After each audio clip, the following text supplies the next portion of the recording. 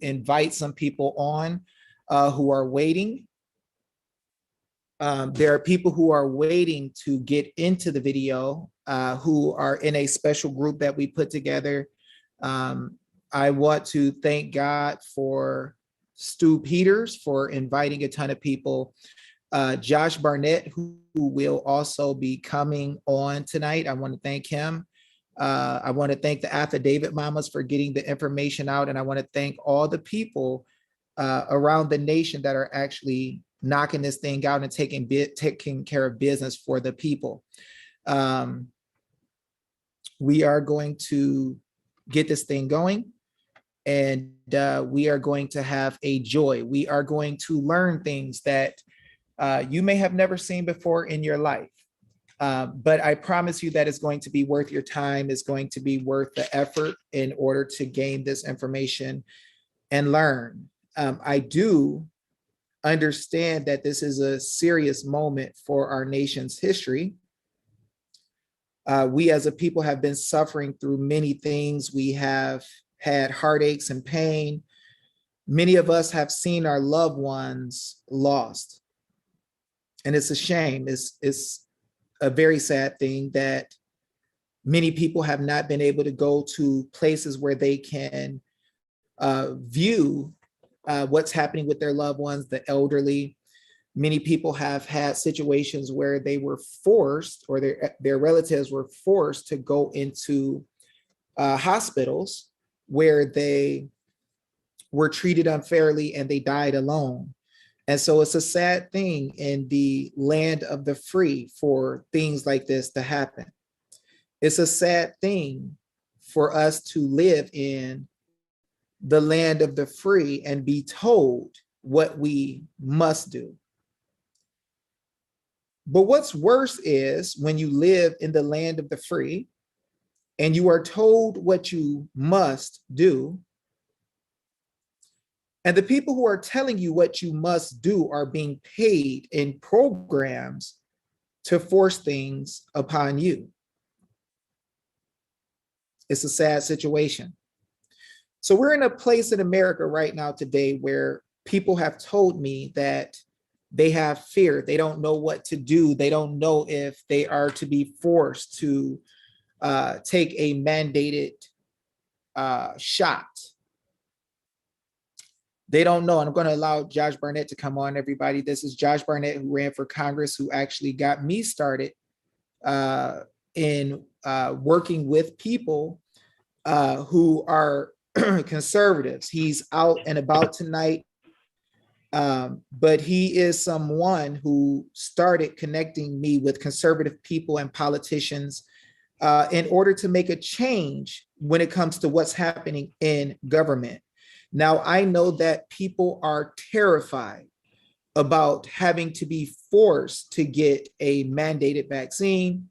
People are terrified about the things that are happening in our nation.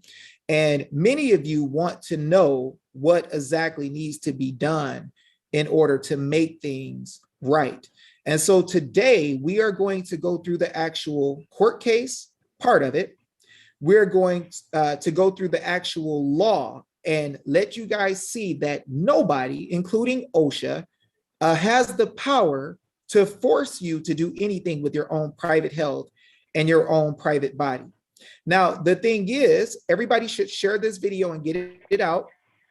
Let everybody know where we're at. Let everybody know that we are dealing with YouTube. We had so many people in the Telegram group that there's no way that we're going to be able to get everybody in one chat in Zoom. This is literally going to grow so big that is going to destroy the capability of Zoom to be able to have all the people as attendees. So if you could, moderators, please make sure if there's anybody who is bringing havoc in the comments that you remove them. We have no time for games today. We are here to help the American people to be free. And we are going to take this very seriously. We are going to show truth. We are going to prove what is said with the actual law. We are going to take you to it so you can see it for yourself. we're not expecting you to believe anything that is said, but to look into those things which you are shown and let us know what the law is. Josh Barnett, would you like to say a couple of words to the people before we get started? Sure. I just always want to remind everybody, anytime we do a webinar, it doesn't matter what the topic is, like David said, you're going to be shown exactly what we're saying. Don't trust what we're saying. Don't trust what I'm saying, what David's saying. The only one I want you to trust is God, for one. But two, I want you to trust your own eyes, because we're going to show you in the law, in your state constitutions, what your rights truly are and what they mean, and how to apply them to today's OSHA, but to other things along the way as well.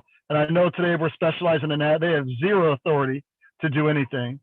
And you're going to be clearly shown today. You're going to walk away from this with a sense of confidence when you go to stand and fight for your rights, and you show your employer or you show OSHA, that they cannot do this to you, and you show them clearly why, and you'll be able to explain it to them. But I just ask that you study and learn this. Don't just regurgitate the information. Try to absorb, study, and learn this, and teach others, because that's how we win, and that's how we win this country back, is by teaching others the truth, by teaching others the facts, by teaching others the law and the Constitution and what it says, so we can all stand with confidence based on our constitutional rights.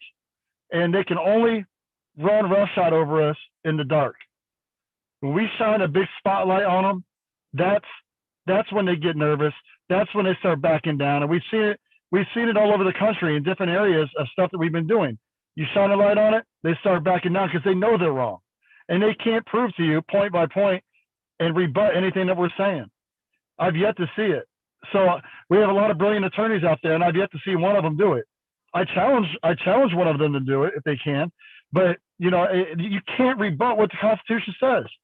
And it's clear. It's going to be clear as day when you're all done here. But I just encourage you to really try to learn and study this stuff and absorb it, because it's going to be a lot at once. But you need to rewatch this again. That's fine. But really take some notes, jot notes down as you go, because this is how we win. And I've been saying it. You guys have heard me for a year and a half. We win with knowledge, and we lose by letting them hide the key of knowledge from us, just like the Bible says. We cannot let them hide the key of knowledge from us any longer. It cannot happen. We must learn this. We must spread the message. We must get it out broadly and widely as quickly as possible across the nation to everybody we possibly can. And that's how we win. So, I just want everybody to stay focused on that message. And you're going to see with your own two eyes. Believe your own two eyes. Don't hear outside noise telling you that it's not true, because you're going to see it's right there in front of you, and it's been right there in front of you the whole time. You just didn't know about it. All right, David, get them.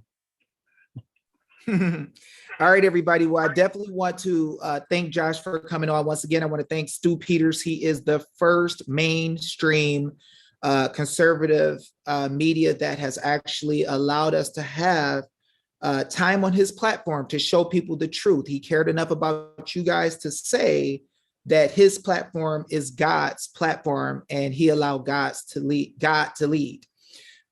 We got to show information the other day, and it brought forth many people. We got 5,000 plus notices done in only a few days. That's never happened in history, showing government that they were doing wrong with vaccine mandates. Now we're going to take it forth to a higher level. We are going to break down this whole OSHA situation. We're going to look a little bit at this case that they put out there, where we were told that a stay was taken off. There was an injunction, a stay was taken off, and now OSHA is free to be able to continue to do their silly mandates. We are going to look at a little bit of that case. I'm going to help you to notice a few words. When you see these words, I'm going to tell you to pay attention to them. When you pay attention to these words, right, we're going to skip past some stuff, but when you pay attention to these words, you're going to notice that they are going to highlight some things that they haven't taught us in school. So what I want to do first is pray real quick, and then we're going to get rocking and rolling. Let us pray. Dear Heavenly Father, we come thanking you for America. We thank you, Father, for the brave people, the patriots who are here today, listening to the truth, Father, learning, seeking out what it is that they can do, Father, to help this great nation. And Father, we just come to you, Father, asking you to bless the people under the sound of my voice today. Help them to be able to see truth, help them to have understanding, help them to be able to take their wisdom and understanding to the next level. And Father, let them stand against any tyranny, any force, Father, and let us stand, Father, as those who are rulers in this land. Father, we know that in America that we did not choose to have kings and queens, but the people stand supreme. We know, Father, that the people create constitutions and governments. So, Father, we just ask that you let us see our role, let us see the truth, and let us see what has been hidden. Father, open the door wide so the people can see. And Father, knock down this tyranny. It's in Jesus' name we pray. Amen. All right, guys. So I want to thank you guys for coming on this show tonight. I want to thank you for your sincerity. I want to thank all of you that have shared this video already. I'm going to ask you to continue to share. Let's get this thing moving. We are going to delve into the truth. We are going to see some unthinkable things. So let me get my video prepared, or my screen prepared for the first thing we're going to look at. And what we are going to check out first is the case that I discussed earlier, dealing with OSHA.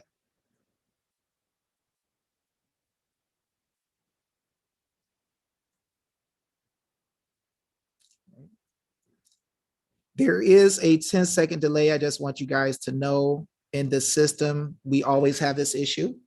Excuse me. And we're going to start at the top. We're going to look at, this is the United States Court of Appeals, the Sixth Circuit. We are dealing with Occupational Safety and Health Administration, interim final rule, COVID-19 vaccination and testing emergency temporary standard, right? So I just want you guys to know what it is that we're looking at so you are prepared. Now, right here, it tells who all is involved with counsel. You will notice that there's a ton of attorneys. I think this is very important that we recognize how many attorneys are involved in this case. And the funny thing is that with all the attorneys that are involved in this case, we have no attorneys in America who has come forth and showed you what we are going to look at today.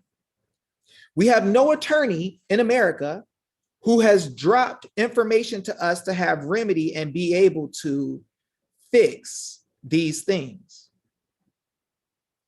So here's what we're going to do. We're going to check out the opinion. I want you guys to pay very close attention to the words. I may skip some abbreviations, but let's look. Jane B. Stranch, Circuit Judge, the COVID-19 pandemic has wreaked havoc across America, leading to the loss of over 800,000 lives, shutting down workplaces and jobs across the country and threatening our economy. Now, guys, I want you to realize that she says that the pandemic has shut down businesses, but really, I want us to look closely because what has happened is government officials have worked in partnerships where they make money to shut down businesses. Let's continue.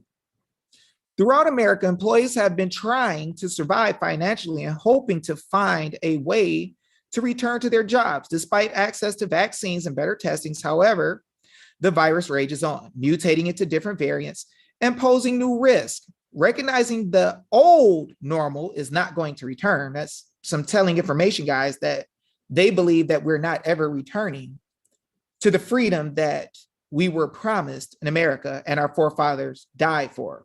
They believe it's not coming back. Employers and employees have sought new models. Now pay close attention to that word, models, for a workplace that will protect the safety and health of employees who earn their living there.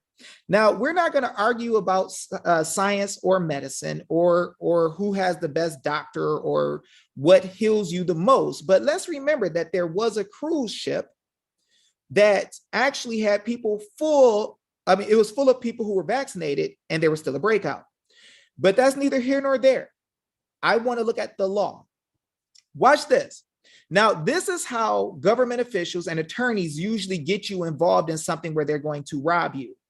They want to act like we were in need of something, so we had to come up with something. So watch this. In need of guidance on how to protect their employees from COVID-19 transmission while reopening business, employers turn to the Occupational Safety and Health Administration, or OSHA, or agency. Now, these people are saying that they needed to figure out how to do this, so the employers went to go get OSHA to give them guidance. There was no situation where the employers of America came together and said, we need guidance from you, OSHA. So this judge is just saying things that really doesn't make sense. But let's continue to look. The federal agency tasked with assuring a safe and healthy workplace. On November 5th, 2021, OSHA issued an emergency temporary standard. Did it say a law, guys? There you go. Somebody caught it. Sandra Love said guidance. It said that they gave an emergency standard, temporary standard. It did not say law. Notice the legislature passed nothing. Let's go deeper. To protect health of employees by mitigating spread of the historically unprecedented virus in the workplace. The ETS requires that employees be vaccinated. Now watch this. The emergency temporary standard requires that employees be vaccinated or wear a protective face covering or take weekly tests, but allows employers to choose the policy. Notice it didn't say law. Choose the policy. Now, why would it say policy? Why would it say policy and not choose the law? Well, we know the legislature didn't write this. So the ETS came from a rule, and the Constitution of the United States, Article 1, Section 8, says that they are allowed to make rules for government. Rules for government. Let's keep reading. The next day, the U.S. Court of Appeals of the Fifth Court stayed the ETS pending judicial review. Now, guys, this is one thing I want you to see and see really clearly. The ETS, the Court of Appeals gave a stay, wouldn't let them move forward with what they were doing pending a judicial review. Guys, how many attorneys and government officials came and told you that when the Fifth Circuit gave the stay, there was no court case actually held, and that the Fifth Circuit gave the stay so that they can do a judicial review of an administrative policy? We need to understand that there's more than one type of situation when it comes to law that we can find ourselves in. One can be administrative, which deals with government business and policy, like you see policy implementing. And the other one deals with judicial review, when somebody does something wrong and you are bringing somebody before a court because they breached a contract or they committed some crime, or you're trying to find if something is constitutional. See, we can have an administrative hearing over what time we're going to close one part of the library. Because if the Constitution does not bind that issue, we can have an administrative discussion and fight over it all day and never go to court. Now, let's see what happened. Petitions challenging the ETS filed in circuit courts across the nation were consolidated into this court. Now, notice that a whole bunch of people came together to deal with the matter that was at hand. And they are going to tell what their fight or argument was about. And they're going to show primarily what the people who fought using attorneys made an argument to fight against it with. This is very important, guys.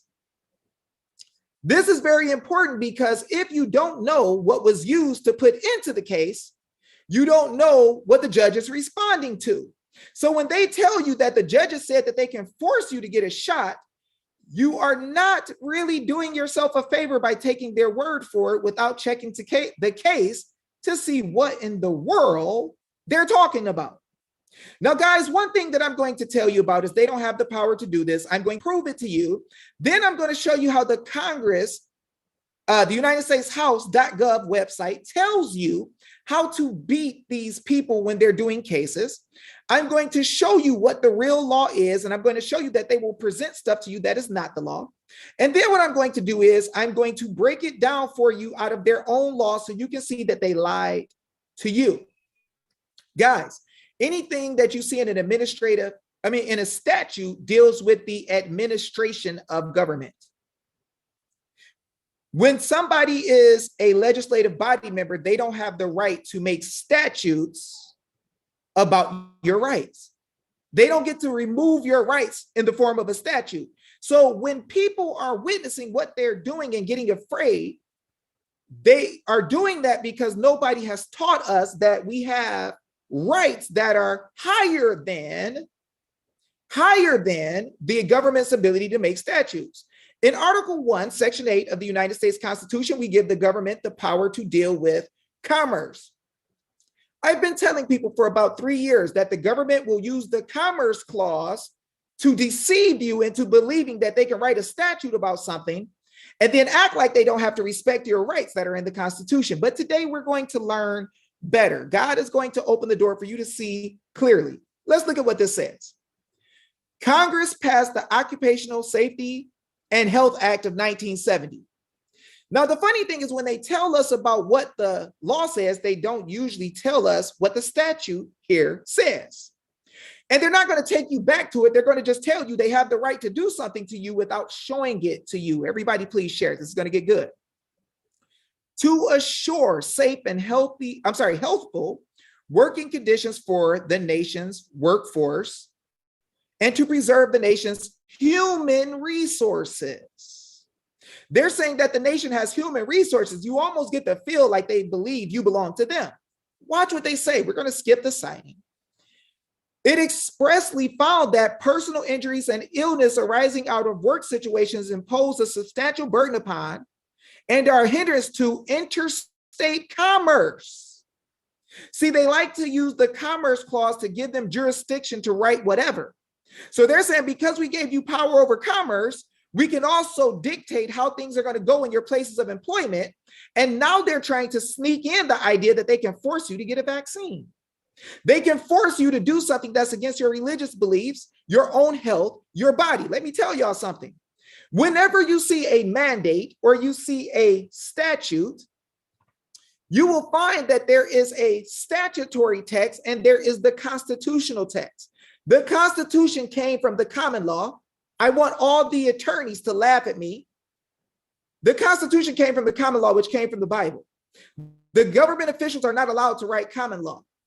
And I'm going to say that out loud and boldly in front of everybody. And I dare any attorneys to laugh. I dare any attorneys to say I'm lying. I dare anybody to say he doesn't know what he's talking about, because we're going to go deep into the deep water today. And we're going to see things that have been hidden from us and our forefathers. So watch what it says. Interstate commerce in terms of lost production, wage loss, medical expenses, and disability compensation payments. So they're saying if a lot of people get hurt, it's going to destroy our ability to function as a nation because it's going to affect interstate commerce. It's almost like all of those boats hanging out on the ports outside of our nation where they can't come in and deliver stuff, and it's hurting interstate commerce, or kind of like, when they shut down the pipelines and it interrupts interstate commerce because they're shutting it down and your gas prices go up to $1 million a gallon, and it stops you from being able to go to work, affecting commerce. Or when they make a private plan to be able to make money off of shutting down businesses and say that you're not essential when God says that every man is to work, that means that every man is essential. They're going to pick and choose who they want to work. And they don't tell you that they're getting paid money in federal programs. Watch this. OSHA is charged with ensuring worker safety and health by developing innovative methods, techniques, and approaches for dealing with occupational safety and health problems. So quick question, guys. Are they forcing every worker in the nation to work out 3 times a week, eat healthy, not smoke, not drink? Are they doing that? They're not forcing people to do healthy things. Now, they have been dealing with things like making sure there's not contaminated areas at work, chemicals that will poison you and stuff like that. But watch what these people say, y'all. To fulfill that charge, Congress authorized the Secretary of Labor to set mandatory occupational safety and health standards applicable to businesses affecting interstate commerce. And this is where I have fun, because Josh Barnett and I have turned over 120 something businesses to private entities that are no longer working in interstate commerce, and we don't have to go by the mandates. And it's crazy that attorneys will try to act like being in the private does not block those things in interstate commerce, but they're sitting here talking about private businesses knowing very well that they're not private. They know very well that if they're open to the public, they have the ability to regulate them, but they're not giving y'all the whole story. Watch this. And it vested the secretary with broad authority, right? And then they skip some stuff to promulgate different kinds of standards for health and safety in the workplace. Well, if they have the power to make different kinds of standards, then that definitely couldn't be a type of common right, because any right that's peculiar to certain people to do something is not a common right or coming from the common law. You don't have to believe me, just wait and I'll prove it. But let's see.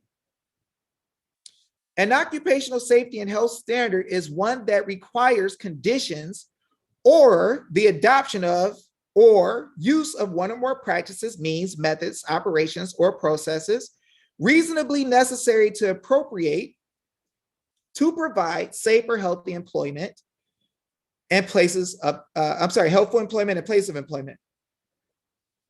Before going into effect, OSHA standards must undergo a notice and comment period for 30 days. So it's funny, the government got to give us notice when they want to do something. And when we talk to people about giving notice, they say, well, why would you do that? Notice is necessary. Watch this. Before going into effect, OSHA standard must undergo notice and comment period for 30 days, during which time anyone who objects to the standard may request a public hearing. Within 60 days from the end of the notice and comment period, the secretary must either publish the standard or decline to issue the standard. Notice this is administrative stuff, how you're going to handle business. This ain't got nothing to do with your rights. The secretary has set standards that affect workplaces across the country in a wide range of categories, including sanitation, air contaminants, hazardous materials, personal protective equipment, and fire protection, right? See, well, it's a citing. You can read that on your own. In emergency circumstances, OSHA shall promulgate an emergency temporary standard that takes immediate effect. Emergency standards do not displace notice and comment requirements. Rather, the ETS serves, now watch this, as the proposed rule. As the proposed rule. Let me know if y'all caught that. The proposed rule. And OSHA must proceed over the course of 6 months with the notice and comment procedures of a normal OSHA standard. Notice this is administrative stuff. At the end of that period, the secretary must promulgate either the same standard or revised standard in light of the notice and comment process. Now, guys, notice this. How many of you at home had to set up a 30-day or 60-day or 6-month notice period? Because in their statute, the people who work in OSHA have to produce this. So can you guys tell me, if you are the people and everything in the government's documents and statute applies to you, how come you weren't the people who had to put this together? See, bad attorneys and government officials will tell us that everything in the law applies to us. We have to keep the law, but some of it has nothing to do with us, but they're not telling us. And concept freedom, I'll tell you, there's no idea for us to comply because we own the government. We rule as the people. It shouldn't even be an idea for you to even think about complying to your servants. Watch this. That employees are exposed, must determine that employees are exposed to grave danger from exposure to substances or agents determined to be toxic or physically harmful from new standards. That an emergency standard is necessary to protect employees from such danger. With respect to OSHA standards, emergency or otherwise, employers may seek a variance from the standard. So it's not 100% in concrete what the standard is to be. So let us go deeper. From factual background, OSHA monitored the COVID-19 pandemic from the beginning of as early as April 2020. OSHA sought to protect workers through widespread voluntary compliance. Now remember, OSHA is not the legislature. Remember that OSHA is not the people. We live in political bodies that are voluntary societies. So where in any constitution in the entire country did we give government officials the ability to force compliance to the people? If we have liberty, where did we grant authority? See, every constitution is a trust. We have to grant authority to people and tell them what they can do. Where in 51 constitutions does it say that anybody can force you if you have not killed somebody or broke the law? Where does it say somebody can force men in their own private affairs? I'll wait. Any attorney, please feel free to let us know. Watch this. Protect through widespread voluntary compliance with safety guidelines specifying the workplaces should comply with personal protective equipment standards, and by reinforcing employers' general duty to furnish each worker employment and a place of employment which are free from recognized hazards that are causing or are likely to cause death or serious physical harm. All right. It's funny that they're trying to talk about causing death as in people who might have COVID they're just going to go around and cause death in everybody else. Right? Given the pandemic trajectory and the emergence of rapidly spreading variants causing increases in infectiousness, and transmission, OSHA found that its non-regulatory enforcement tools were inadequate to ensure all working individuals safe and healthy working conditions. Now, if you go to Article 1, Section 8 of the United States Constitution, is going to clearly tell you that the government has the power to regulate the government and armed and naval forces. So when they say in the workplace regulate and regulatory and non-regulatory, where did anybody give them the authority to tell the free people what they're going to do once again? Right? And let's not forget, people are dying from the thing that they're taking the first, second, and third time all these shots.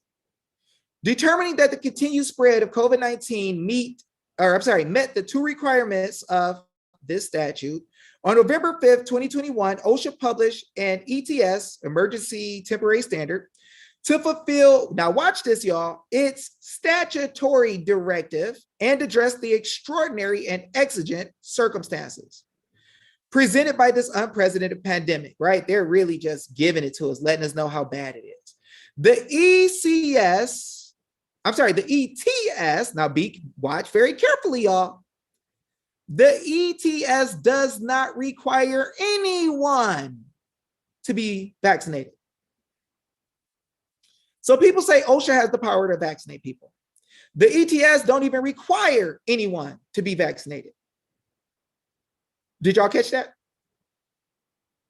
See, this is what happens when they tell you what the case said and you don't go look. Watch this. Rather, the ETS allows covered employers with 100 or more employees to determine for themselves how best to minimize the risk of contracting COVID. So they're allowing them to be doctors who can tell how you get COVID. They're allowing them to be the judge for your family, what is good or what is bad. Now, if OSHA doesn't have the power to force you and didn't require anything, how in the world are they going to give lower level agents the power to tell you they're going to force something in your body? I mean, come on. Are we learning something so far? Now, I ain't even really give y'all the good stuff yet. I'm just showing y'all what they said so we can break it down with the power of God, with truth face to face, because truth is like an axe. The truth rightly divides. When you hit them with truth, it just breaks their foolishness down. Now, remember all this stuff that they're saying, right? Employers have the option to require unvaccinated workers to wear a mask on the job and test for COVID-19 weekly. Who said they can search your body? Who said, where did they get authority in any of the 51 constitutions in this nation to do this? They can also require those workers to do their jobs exclusively from home. Well, I'm sure some people would like to hang out at the house. And workers who work exclusively outdoors are exempt. Oh, guys, now pay attention. When you have a statute or a rule, the government has the power to tell you if you are exempt. Now, let me help you understand something. Exemption only counts for if you are bound by a statute. But did y'all know there's some statutes that don't apply to you at all? You're not bound by it, is not applicable. So if you ask for an exemption, you're begging for somebody to release you from something you're not bound by? Oh my gosh. Oh my gosh. Everybody share this. Let's get this out. The employer, not OSHA, can require clowns. Notice they're talking about this statutory scheme, though. They're not talking about the Constitution. So let's know what these judges are arguing, right? Can require that workers get vaccinated, something that countless employers across the country have already done. Lie. Employer must also confirm their employees' vaccination status and keep records of that status. Consistent with other OSHA standard penalties, employers who fail to follow the standard may be fined penalties up to $13,653 each violation and up to $136,000 for each willful violation. Procedural history. Now, notice they call these private employers. Are they really private if they're open to the public? Watch this. Shortly after OSHA issued the ETS, private employers, labor unions, state governments, and individual citizens across the country filed. Now, watch what happened here, y'all. I want y'all to pay attention to what they challenged. Filed suit in virtually every circuit court challenging OSHA's authority to issue such an ETS and OSHA's base for the ETS.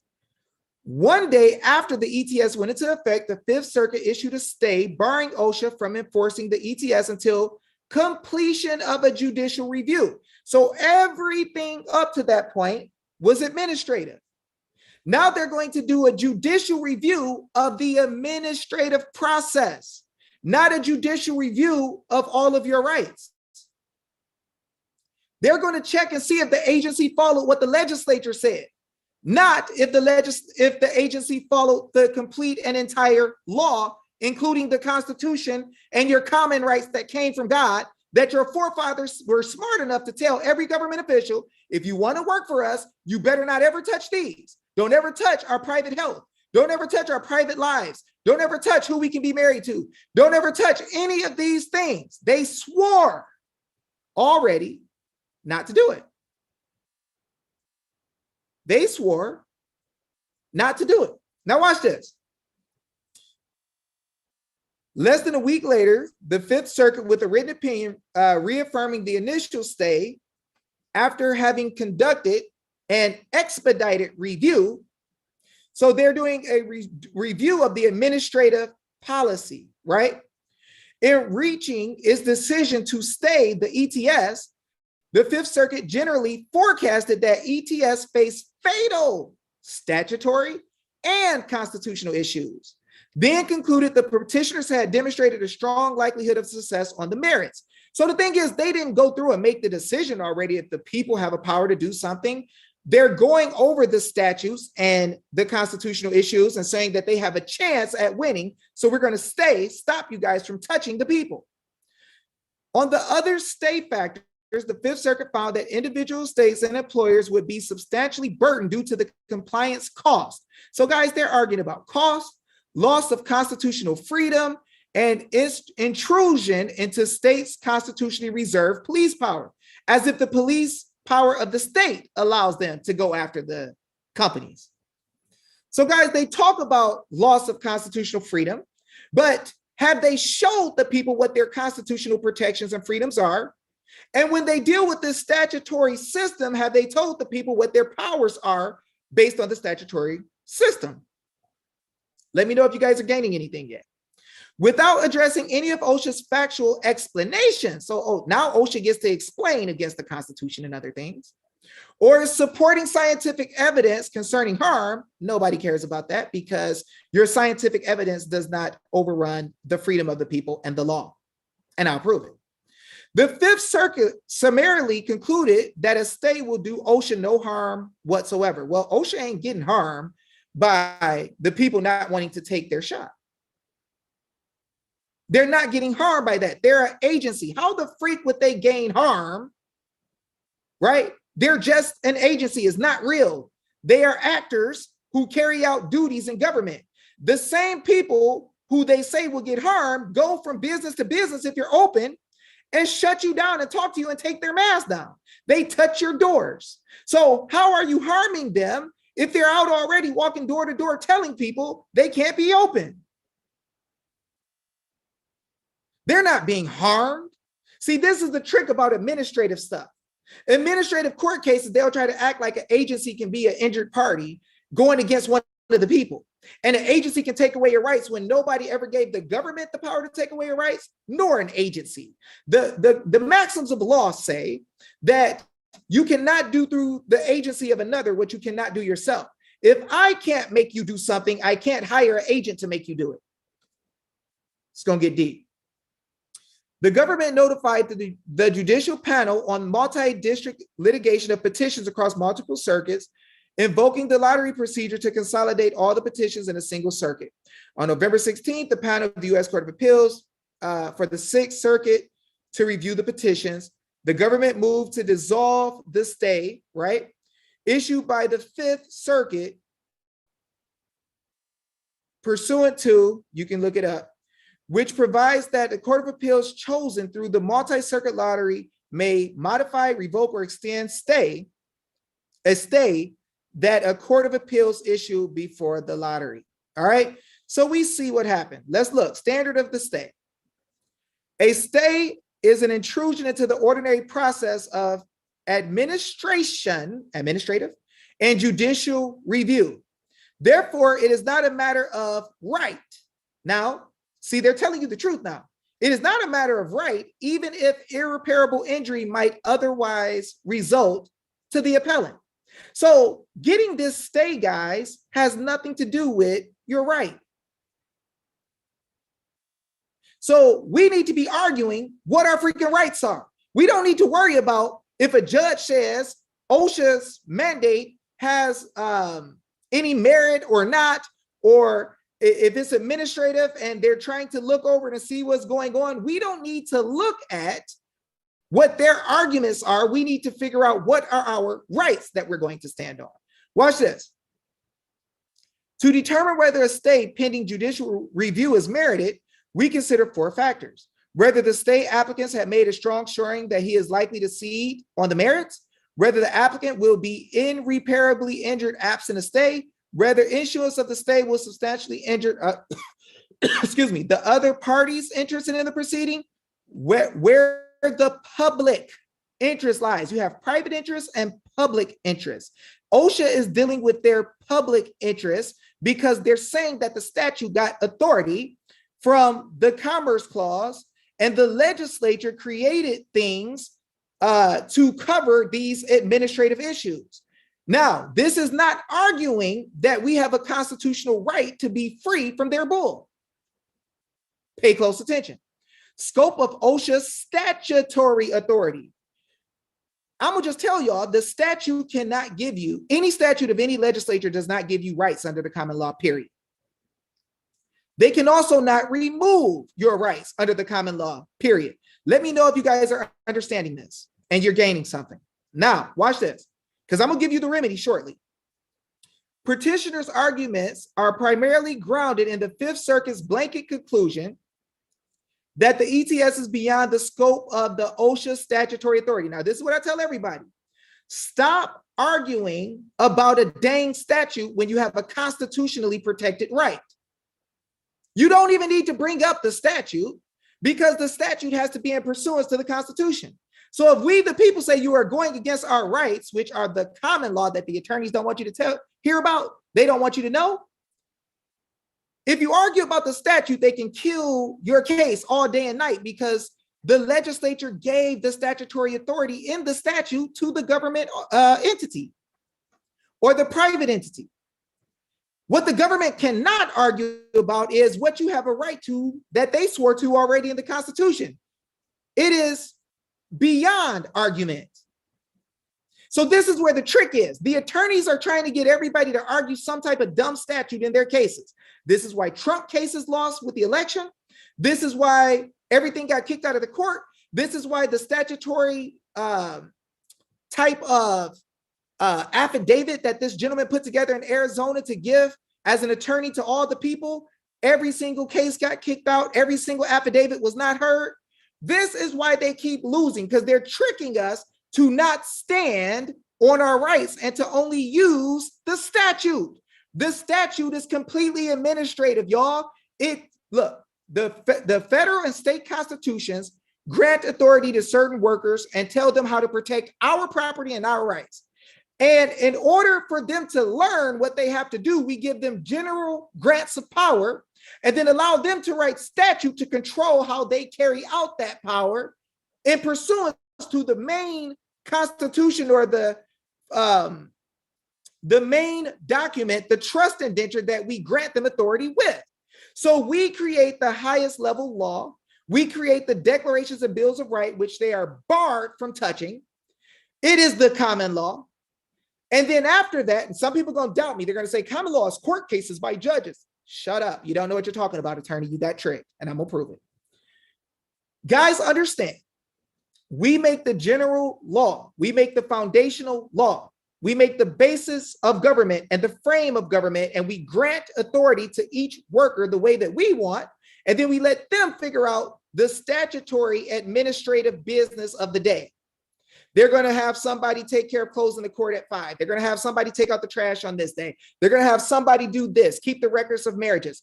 None of us on this dang call got to keep a record of a marriage unless we work in that office. And most of us don't. None of us have to close the courts at 5. None of us have to go pick up the trash. Therefore, those statutes do not apply to you. They were made as specifics as a charter for government entities who we created and then directed them to make the rest of the rules about their little stupid program, but don't touch our rights. That's what really happened. So why are we going to court as people arguing funky statutes when we're not bound by that? We hired them and told them, you got to swear by oath that you ain't touching my right to be free, period. And your behind could be sued if you touch it. You walk up in my house with no warrant. You go to, you get in trouble. You get sued, or you could be arrested. You don't freaking do whatever you wish to do. You do what we tell you you can do. And you might say, well, how do we have a power to do that? As the people, we just declared it. That's why you have a Declaration of Rights. That's why you have a Bill of Rights. We just said, they're not going to be able to do this. If you want to work for us, you better not touch this. Do you agree? They said, yeah. Okay, so you taking our money, agreeing that you'll never do this. Yep, we agree. We ain't going to take it. Guys, we're going to shut this junk down. Watch. Now, the ETS was issued under, you can look it up, of the act, which requires OSHA, excuse me, guys, I got a little issue in my lungs, OSHA to issue an emergency standard, if necessary, to protect workers from a grave danger by exposure to substance or agents determined to be toxic or physically harmful, or from new hazards. Now, y'all see what this is made for. You can't have poison in your building, right? But I ain't found nobody yet who's a great ninja who could stop COVID from going somewhere, right? I ain't found it. But watch this. In assessing that authority, the Fifth Circuit focused solely on the words in section, and I'm going to read it to you. Substances or agents toxic or physically harmful and grave danger, right? Opining in those words are to be interpreted based on the words and phrases in the immediate vicinity of the statutory language at issue. Notice they're not looking at the whole Constitution. They're just dealing with the statutory language. But the Supreme Court has instructed that words and phrases must be viewed in the context of the entire statute. Here we go again. instructing that when evaluating a statute, the courts must not be guided by a single sentence or member of a sentence, but look to the provision of the whole law. Oh, you really don't want to look at the whole law, because David Jose and Josh Barnett are going to bring you guys the real law. And I promise you, they're not going to like it when we look at the real law. But let's keep going. We therefore take a holistic view to the language that Congress chose to include in the statutory authorization to OSHA. Now, this is what Congress gave OSHA.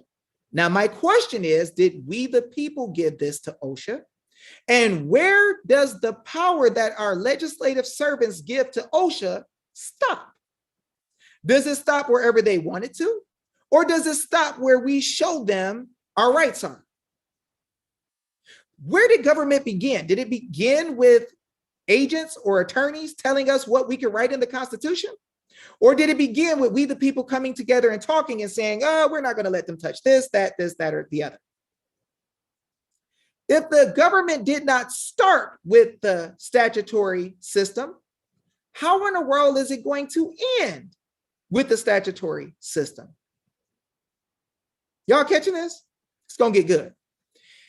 An agent is a chemically, physically, or biologically active principle. They definitely got a biologically active principle, right? Agent, Merriam-Webster Collegiate Dictionary, agent and a virus is defined in part as any group of submicroscopic infectious agents, virus, right? The statute requires OSHA to determine whether an agent is toxic or physically harmful or from new hazards. Speaking in the disjunctive, which specifies the words so connected are to be given separate meanings, to conflate two descriptors into one meaning would improperly render one disjunctive phrase superfluous. Under the statutory definition, statutory once again, any agent including a virus or either toxic, poisonous, toxicity, or physically harmful, causing bodily harm, falls within OSHA's purview. So they're saying OSHA got the ability to look over these things in the statute because the legislature gave them this in the statute. Whoop-de-doo, yay, we're so happy that the legislature gave them some authority of what they can do. But let's be very careful, guys, for taking the court's word for it, because we haven't seen the court tell us what the actual statute said. An agent that caused bodily harm, a virus, falls squarely within the scope of that definition. Really, guys.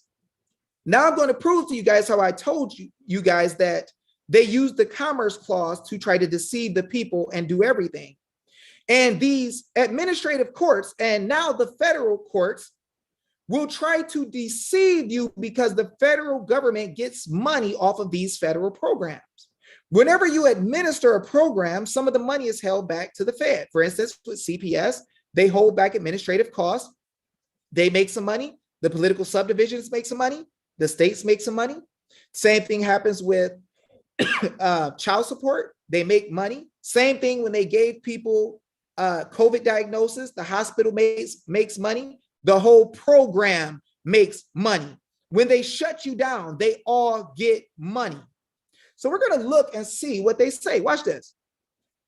Other provisions of the act reinforce OSHA's authority over who? To regulate infectious diseases and viruses, as explained above. Now, first of all, regulate infectious diseases and viruses is kind of funny to say because they're not stopping any diseases and viruses. Number two, you don't have the power to regulate infectious diseases and viruses. You can regulate government entities as we give an authority in Article 1, Section 8 of the United States Constitution, but you can't regulate a disease. That's dumb. Now, they're using Public Health and Welfare, Title 42. And that law, we're going to see, never passed. Don't take my word for it. I'm a nothing and a nobody. Don't believe me. Let's believe what the law says. Watch this.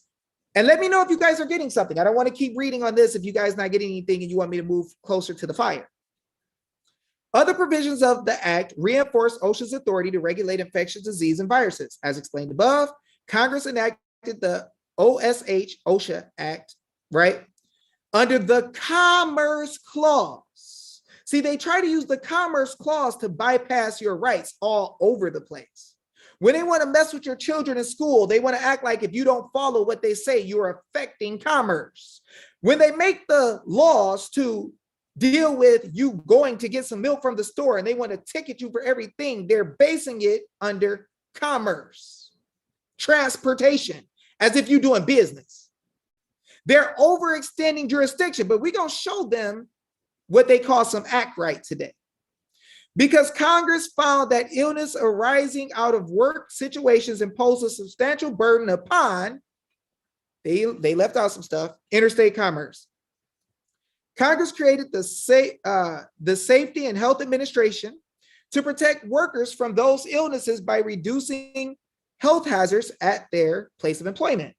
The Act's objectives, including exploring ways to discover, so they do research, latent diseases, establishing causal connections, telling how it comes. We can pretty much tell you where it came from in China, right? Where it was funded by the United States.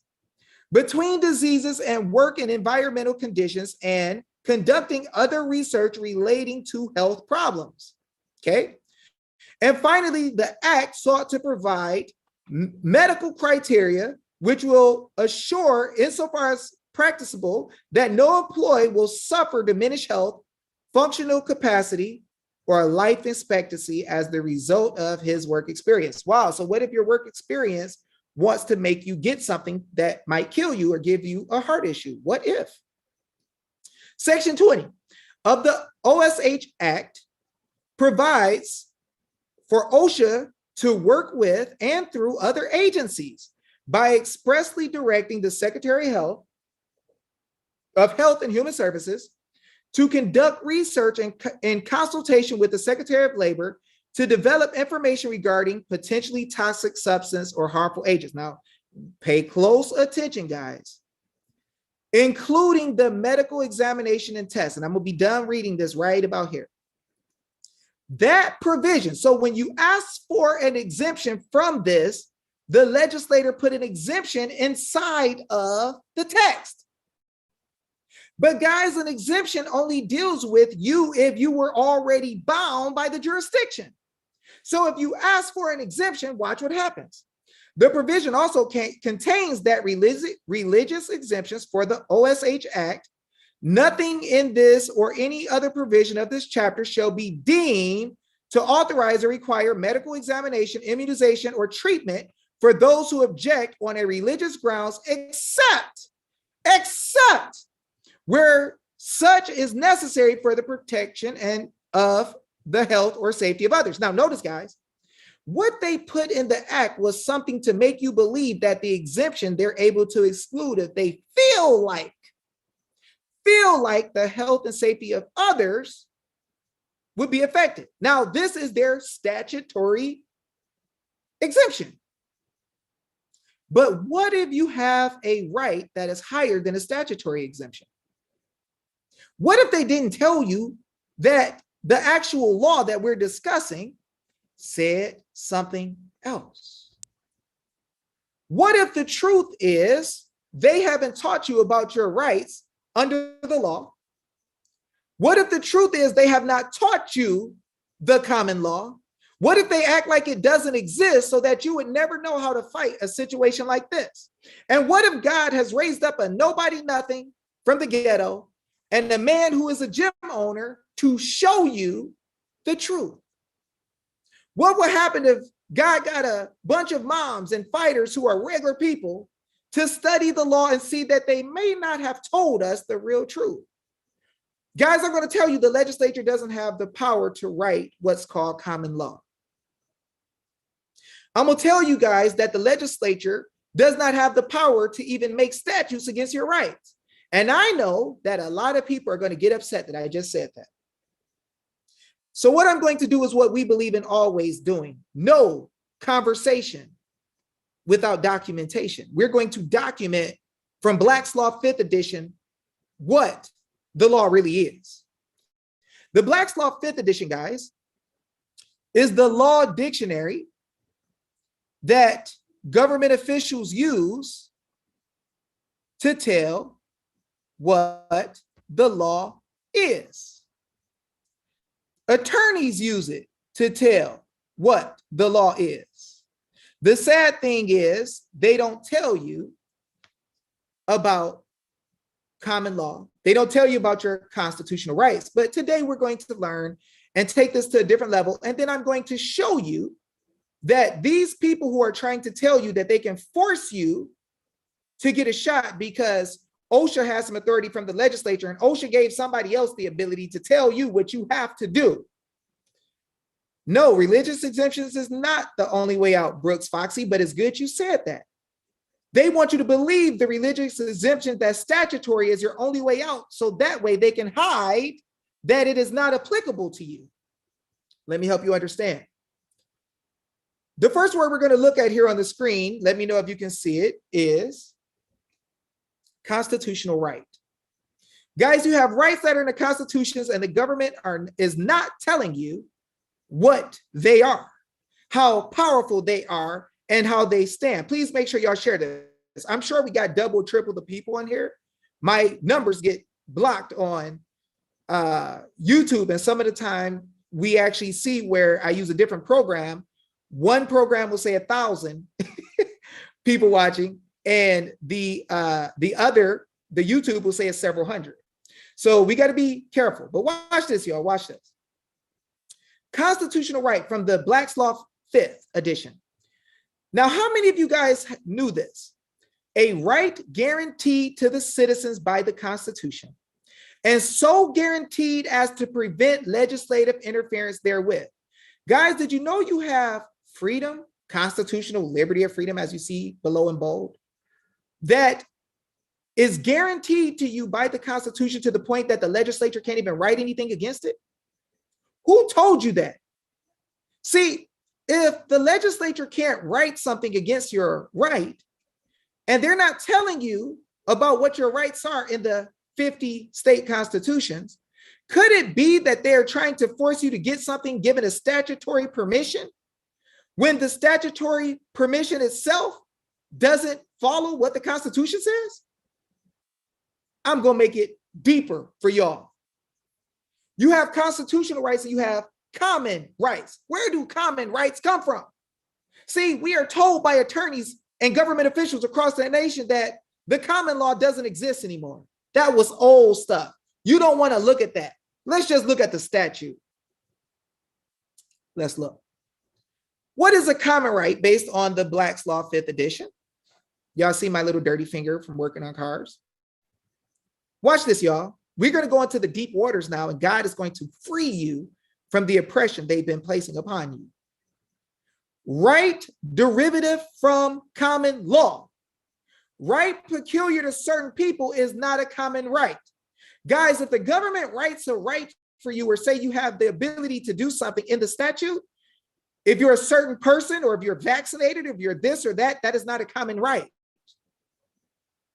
That is a permission slip from the government to do something, but you have rights that are derivative from the common law. Now, where in the world do we get common law? Do government officials write common law?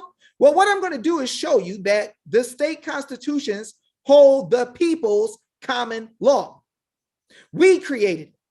The government does not get to write common law for the people. Now, to prove this, our common rights and our constitutional rights don't come from the government. We can see that clearly. Watch this. Boom. All we need is the beginning of this definition.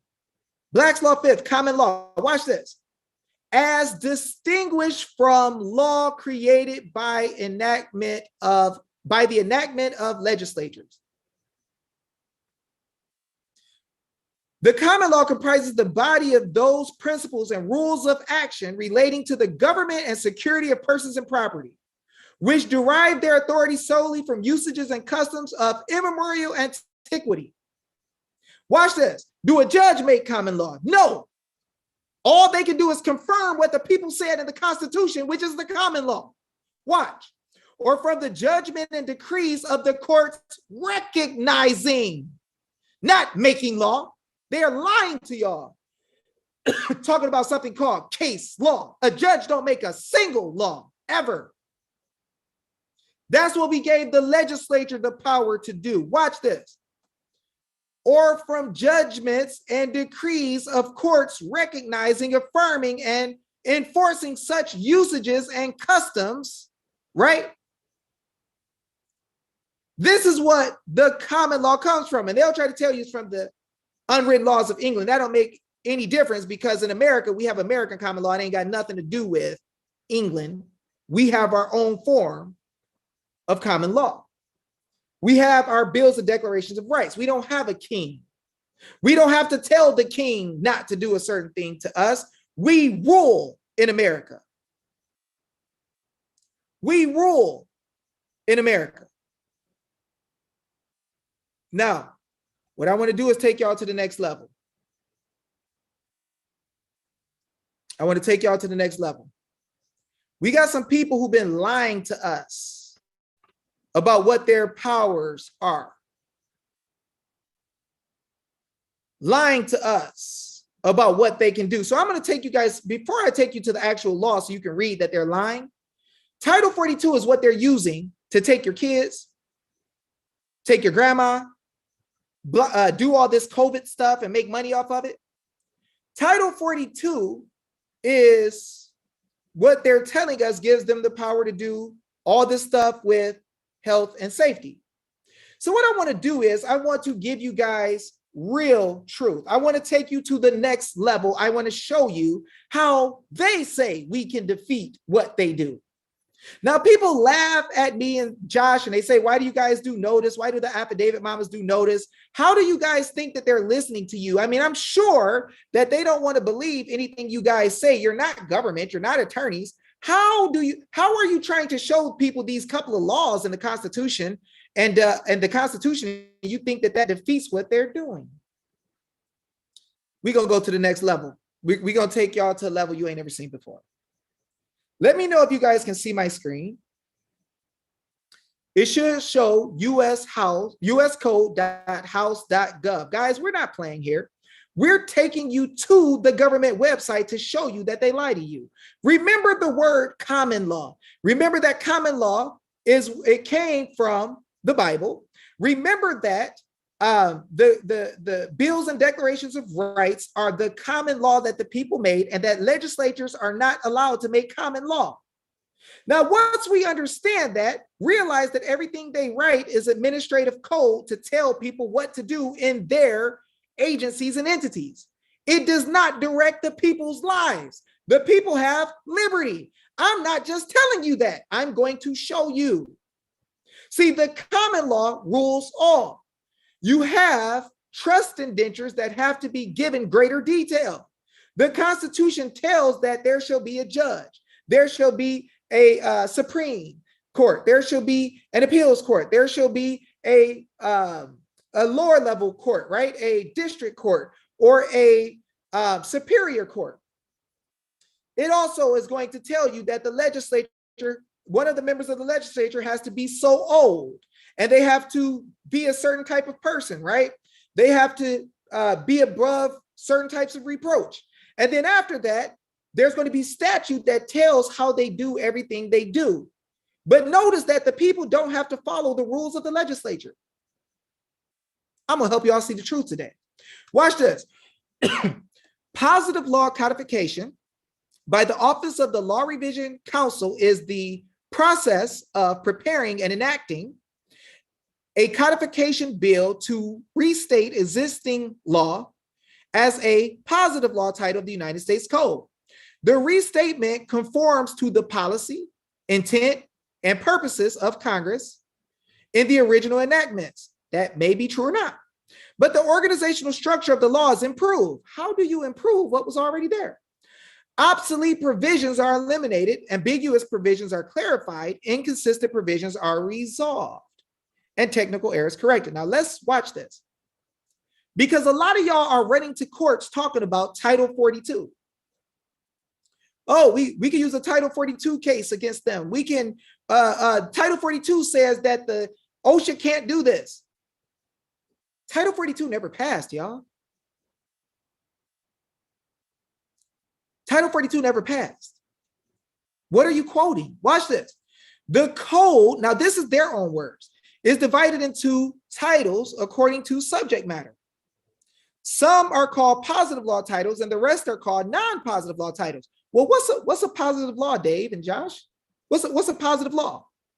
A positive law title of the code is itself a federal statute. Oh, so a positive law is really a federal statute. Oh, okay. Still don't have power over you to force you, but it's a federal statute. Let's keep going. A non-positive law title of the code is an editorial compilation. What? Guys, a non-positive law is an editorial compilation and might not even actually say what the actual real law said. You don't have to believe me. Watch this. Editorial compilation of federal statutes. For example, the armed forces, for example, Title 10. Armed forces is a positive law. Why is it a positive law? Title because the title itself has been enacted by Congress. Guys, Title 10 has been enacted by Congress. But watch this. For the enactment provision of Title 10, see, you see the location. You can look it up. Watch this. By contrast, Title 42, the public health and welfare, is a non-positive law. So Title 42 was never passed by Congress, guys. Now, watch how they try to bend your understanding and knowledge. Title 42 is comprised of many individual enacted federal statutes. Okay, so then why didn't you say it was enacted then?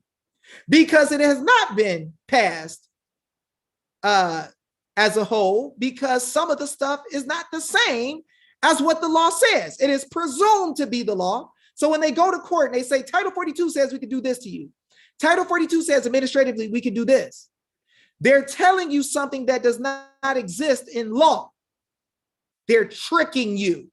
Watch this. Such as the Public Health Service Act and the Social Security Act that have been editorially compiled. They changed it and organized into this title, but the title itself has not been enacted.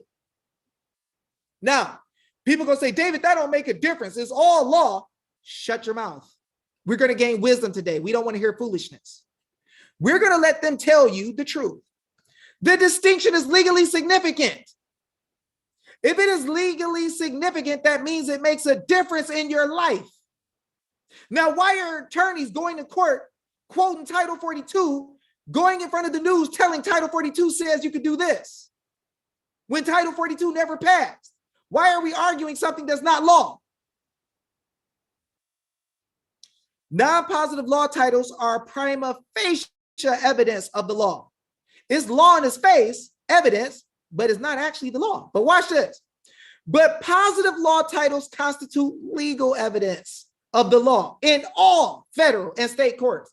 You want to know one of the things we do that help get kids back from CPS when they were stolen in these federal programs, where they're making money as CPS under Title 42, 674, payment to states?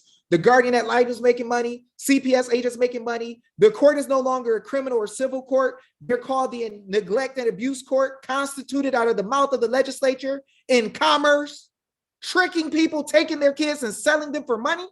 This is real life. Watch this. In all federal and state courts, you want to bring the positive law and shut their stuff down. And I'm going to show y'all how powerful the positive law is in the OSHA law. And it is going to rock your socks off. Watch this. Having on one hand, non-positive law titles as prima facie evidence of the law, and on the other hand, positive law titles as legal evidence of the law. So if you want to do things legally, you better pick the positive law title and get that one, because it's going to be short, sweet, to the point, and easy to see what the original intent of the legislature is. Super important, because the legislature going to tell you why they made the law and what you can't do in the original law. See, I was the first one who came out in the open and publicly told people like crazy about the 1935 Social Security Act, 11016D, where it says that the federal agents can't go and take people's kids.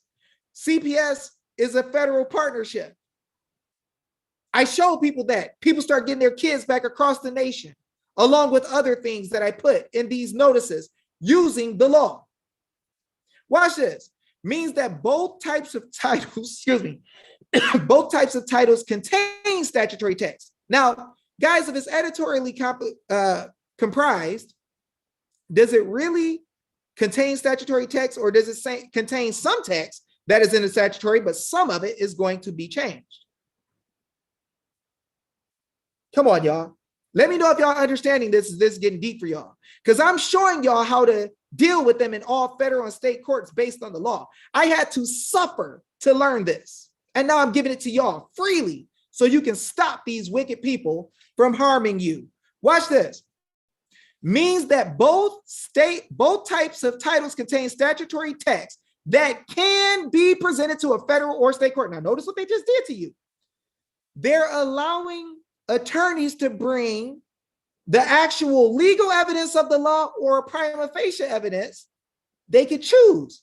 So if the prima facie evidence is longer and it's harder for somebody to figure out what they're doing wrong, they could present that and just roll with that. And if you don't know to bring the legal evidence of the law, you can lose without ever dealing with the real law. Title 42 is what Biden is using all day and night. Watch this. As a matter of fact, you can see in Arizona, the attorney general said that Biden is not carrying out his duties in Title 42 at the border. See, I'm letting y'all know what the real law says. Watch this. We're going to get deep. Having one hand, right? They could bring either one, I'm sorry. Federal state court as evidence of the wording of the law. The difference between prima facie and legal is a matter of authoritativeness.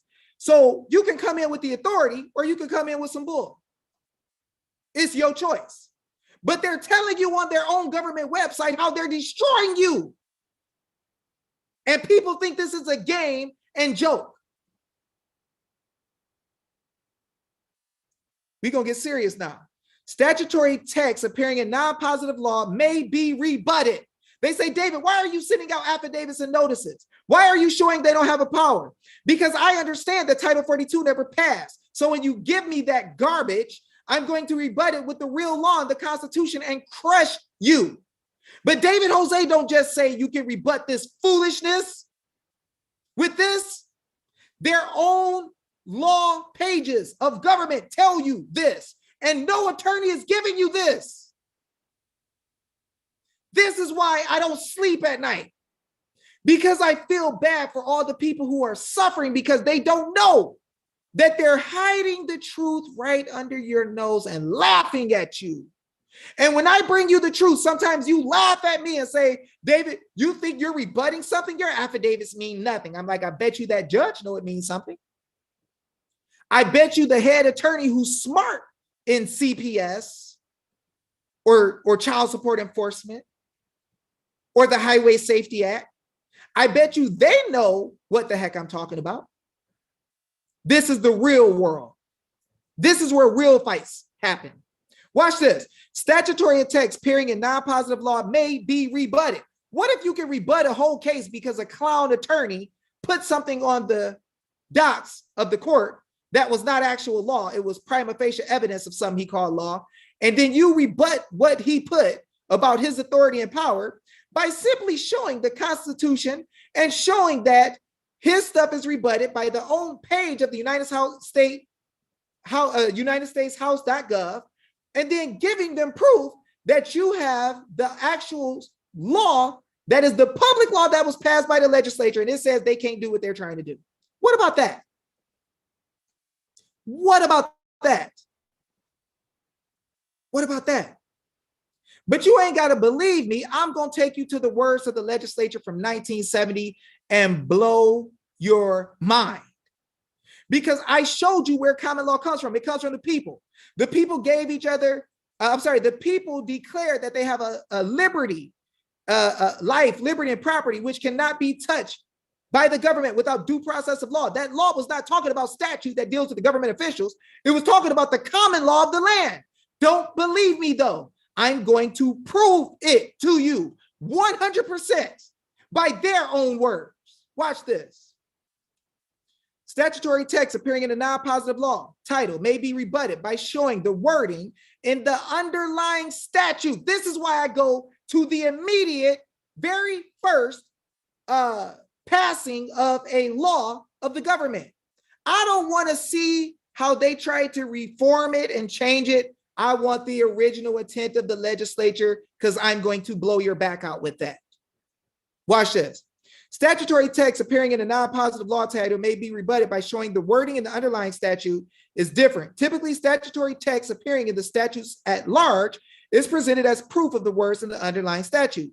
The text of the law appearing in the statutes at large prevails over the text of the law appearing in the non-positive law title. Guys, understand that the non-positive law title is not the actual law. So when you go to court with it, you're playing a game with me, dumb attorney. Don't give me a mile of stuff to read that takes me a year to understand because Title 42 is so huge. Just put the dang positive law on the dang record. Put the public law on the record. I'll flip to it and destroy you in minutes like I'm getting ready to. By God, it's not me. Statutory text appearing in a positive law title is the text of the statute and is presumably, did it say it's identical? Is presumably identical to the statutory text appearing in the statute at large. Because the positive law title is enacted as a whole by Congress and the original enactments are repealed, statutory text appearing in a positive law title has Congress authoritative imprimatur with respect to the wording of the statute. Guys,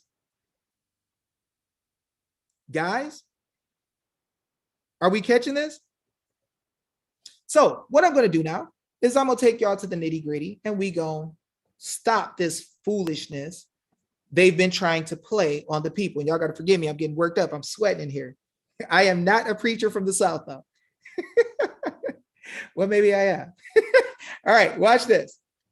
I'm going to show y'all something that is now going to free you. And you need to show this to every American. You need to let people see the truth because in many different areas, Congress has been making money. You're wondering how they're becoming multimillionaires off their little pay, right? They're making money off of federal programs and partnerships and selling your rights down the drain because you don't know your rights and nobody ever showed it to you. Notice that most people on this call will not be able to say that somebody showed you the state constitutions ever in your life. How are they not showing you your state constitutions? How is it that a chocolate brother from the ghetto and a gym owner is coming here to show you your state constitutions? Show you your real rights. How did you get paid in schools as teachers and not show people their rights? How do you get paid as government officials and not give people clarity about what their rights are? How is it that they're allowing agencies to be adversarial parties in court against you? The government is here to protect your rights and property. I showed y'all that earlier. So if they're here to protect your rights and property, how are they allowing CPS agencies, officers to do forfeitures and take your cars and sell them for money and they split the money up?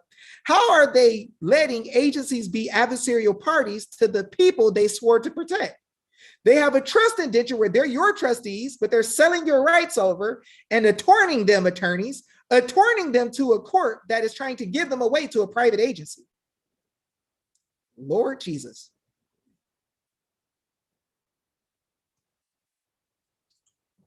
Now we're going to go deep. I'm going to drop the smoke on you guys of the actual law. Trisha R., I'm sorry if you can't watch the whole time. You can go take a break and come back if you ever feel like it. But this is something that we're going to show the serious people and we're going to give them the truth and we're going to let them dissect it and get it whenever they can because this video could be shut down and lost forever. So we don't have the time to stop and start again when we're revealing the truth that nobody's ever seen. This is the life of our nation. Please understand in some of these third world countries where they got destroyed, there's crime and people's kids are being raped in the street. I don't think we have time right now to stop looking at the video when we are learning so many important things that nobody has ever seen you. I don't even understand why anybody would ever say we need to look at this at a different time. I think you should just leave and go do what you got to do, whatever's going to make you happy. And then you come back if you feel like it, but you don't have to, okay? I'm not trying to nudge you, but I'm just saying you can come back if you want to, but the people going to get that truth. And we're going to stand on it and we're going to destroy the corruption that is killing our nation. We are going to be free by God. God is delivering us to another level. So It's your choice if you want to listen or not, no big deal. But let me go forward. I'm going to show y'all some powerful stuff. We are going to check out. We are going to check out something that most people will never ever show you.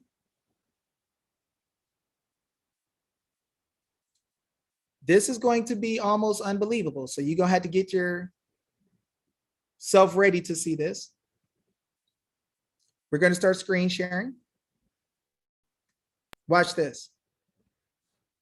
Guys, welcome to the Public Law 596, December 29th, 1970. Has anybody ever showed y'all this?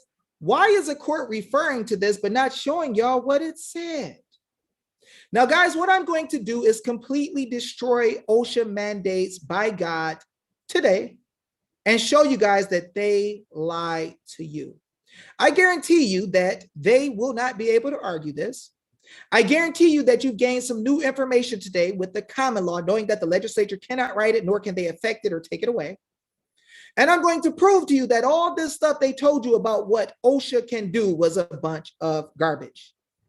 I'm letting you know that your life is important. Your soul is important. Your kids are important. And now I'm going to take you to the public law, the real law, the actual one from the statutes at large, 84 stat, right, that we just read about. See, I had to give you some groundwork before I showed you exactly what you're going to use to blow their back out completely. We are going to put the government on notice and the businesses on notice, and we're going to do it in such a way that they ain't coming back with no silly foolishness. We're going to completely dissect and destroy their garbage. Oh, it's going to get deep. Let's go. To assure safe and healthful working conditions for working men and women by authorizing enforcement of the standards developed under the Act, by assisting, watch this, and encouraging the states. Now, how do they encourage the states? Usually they encourage the states by giving them money. In their efforts to assure safe and healthful working conditions, by providing for research, information, education, and training in the field of occupational safety and health and for other purposes. Did they say to force people to do stuff? Did they say this act was to force people against their freaking rights? Did they say this act was to force people to do stuff against their private, constitutionally protected rights that come from God? Is that what it said? Is that what it said? Be it enacted by the Senate and House of Representatives of the United States of America and Congress assembled that this act may be cited as the Occupational Safety and Health Act of 1970.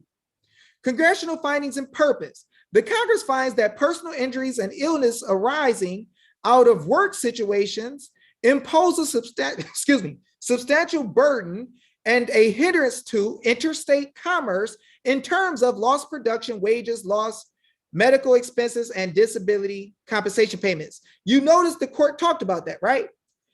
B, the Congress declares, just like the people declare, but ours is higher.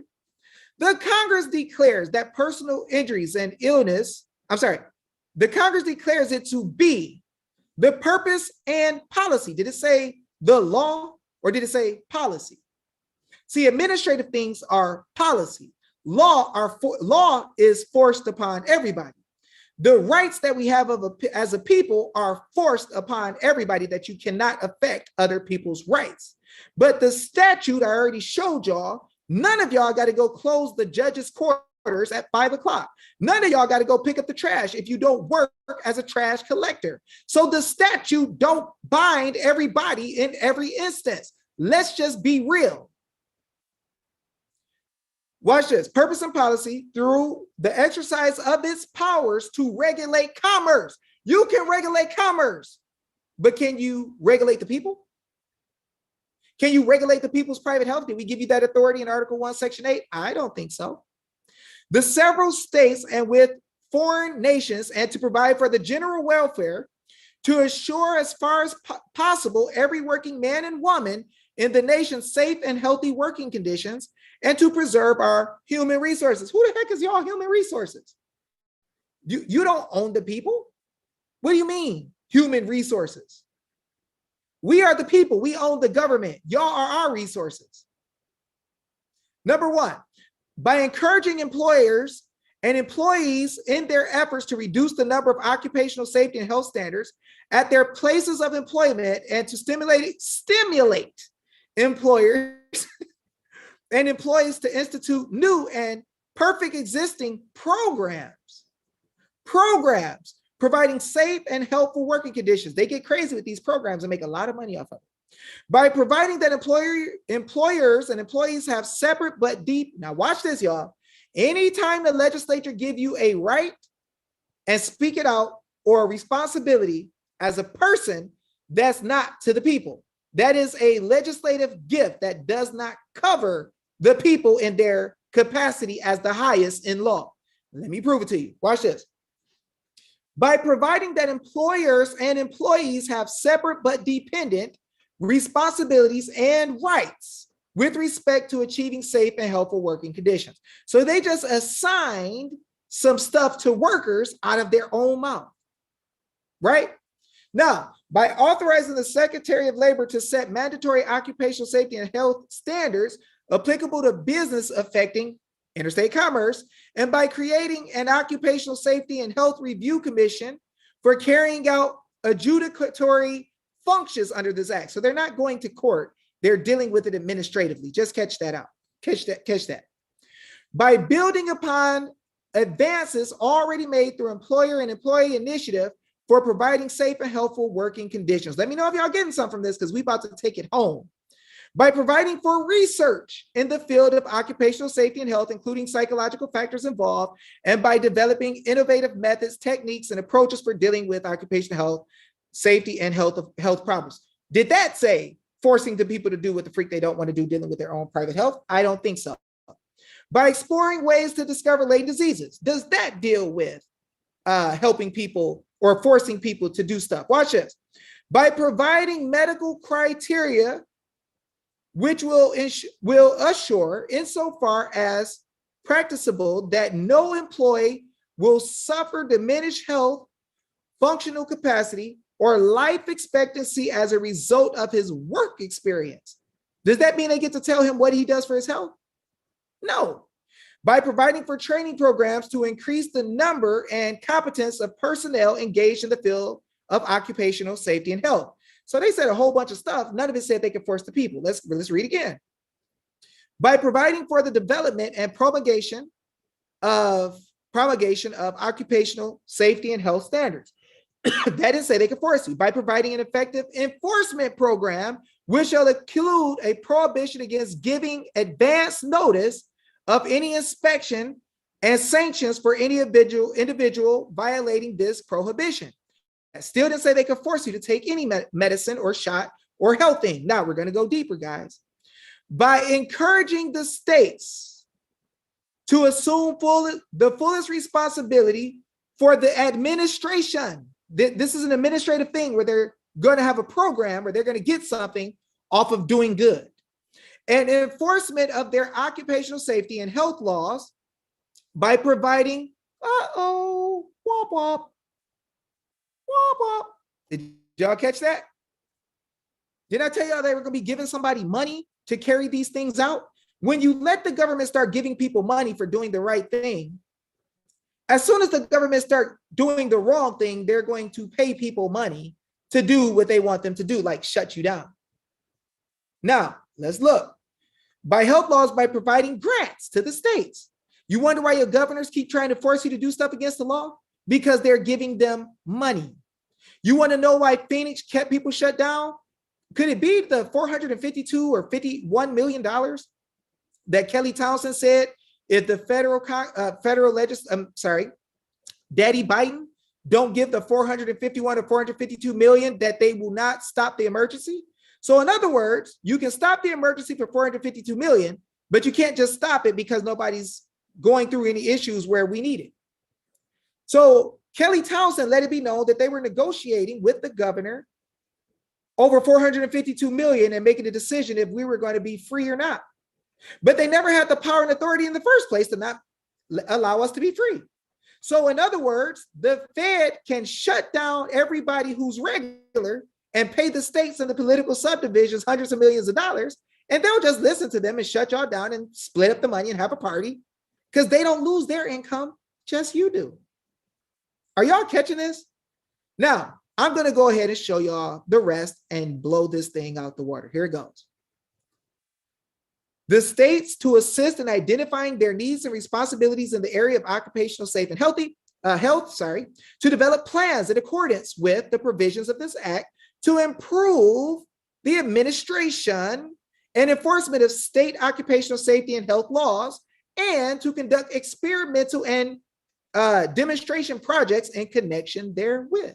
Number 12, by providing for appropriate reporting measures, that ain't got nothing to do with forcing anybody. And here we go. By encouraging joint labor management efforts to reduce injuries and disease out of employment. Now, guys, I'm going to show you something. They say any person who doesn't do this or do that often.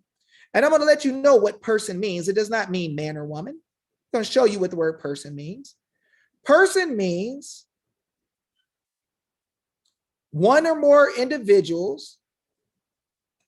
That's not individual as a man or woman. That could be business trust.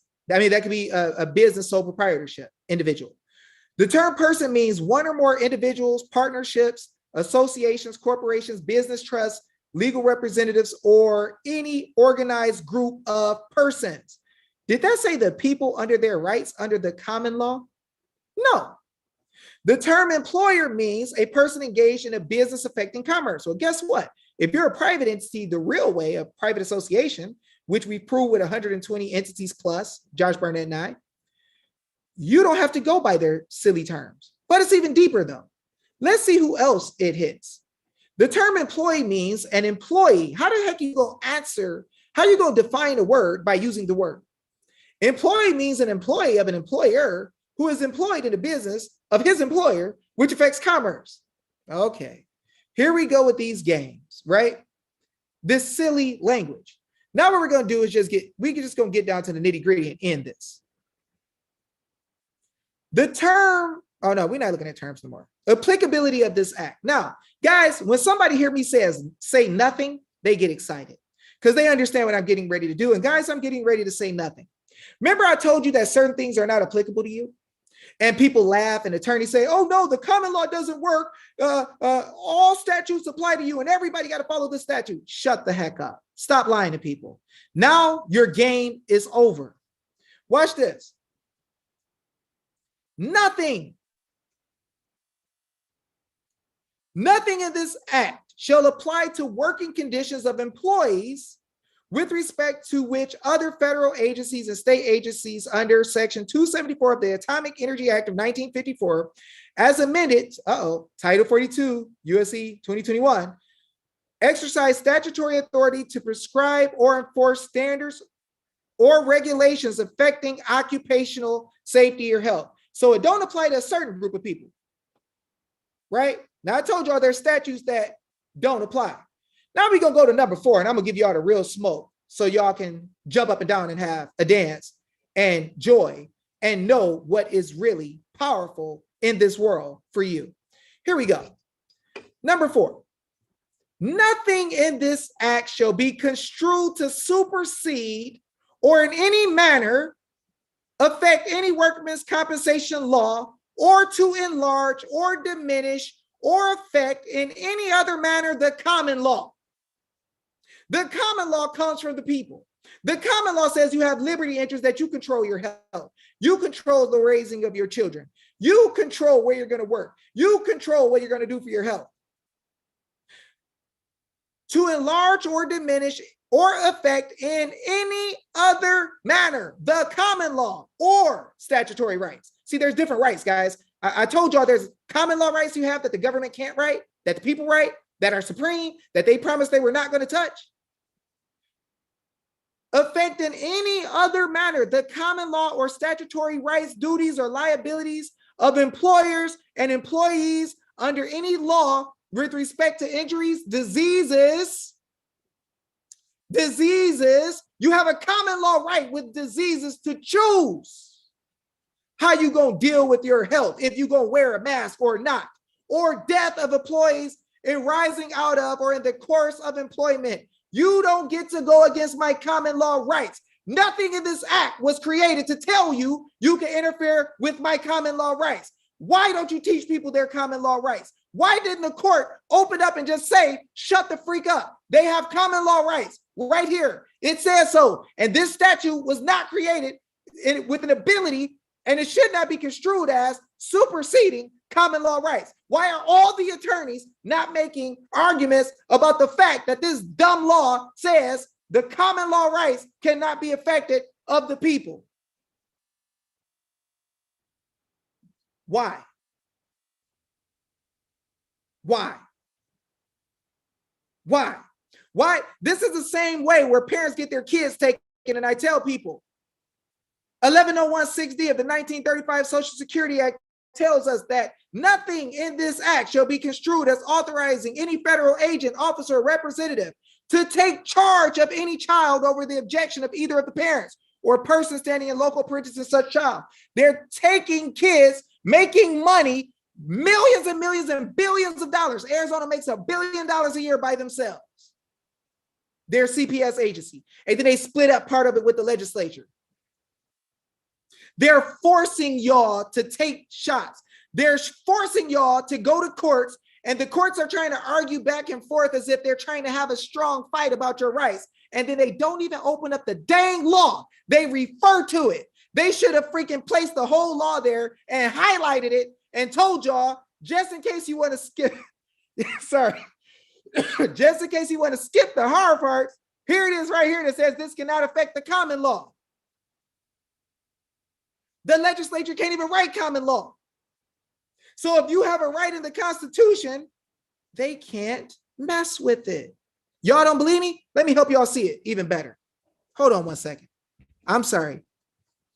And forgive me, I get a little worked up, y'all, but this is so important for your life. I want to show y'all something else.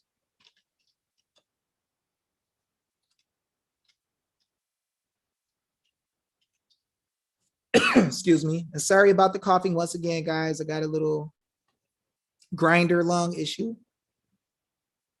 Now, what I want you guys to see is that when you have a right that your forefathers put in the state constitution, right?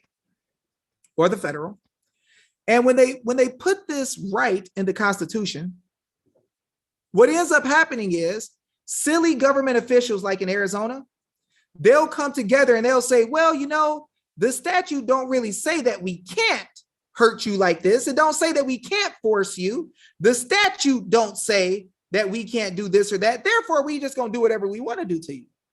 Guys, here's a case. This case is Miranda versus Arizona.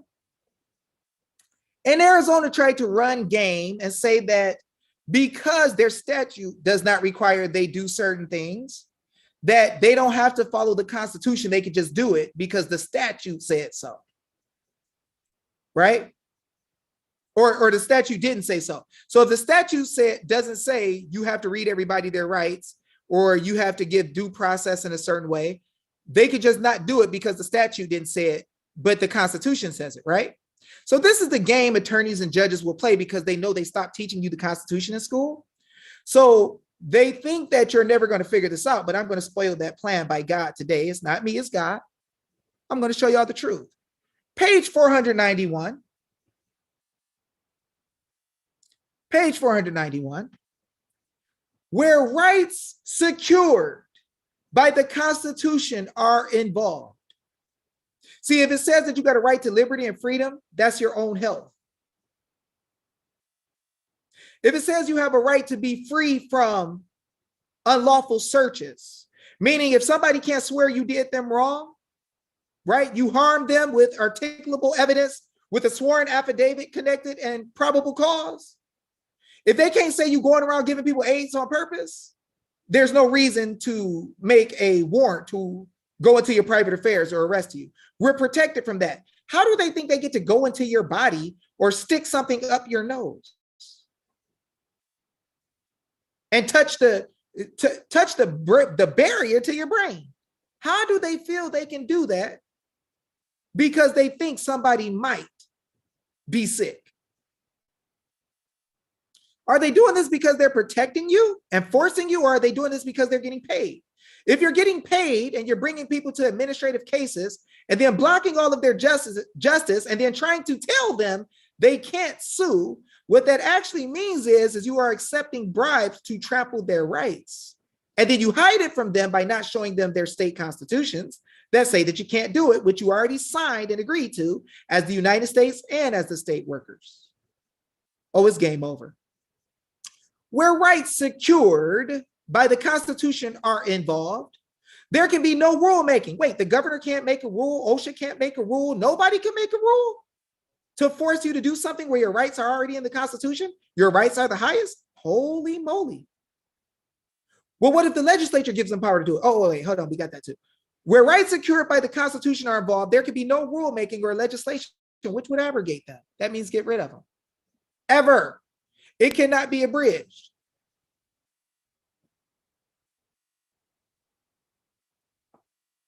I don't know, Josh. What you think? Let me mute out, Josh. You give me your idea of what you're saying.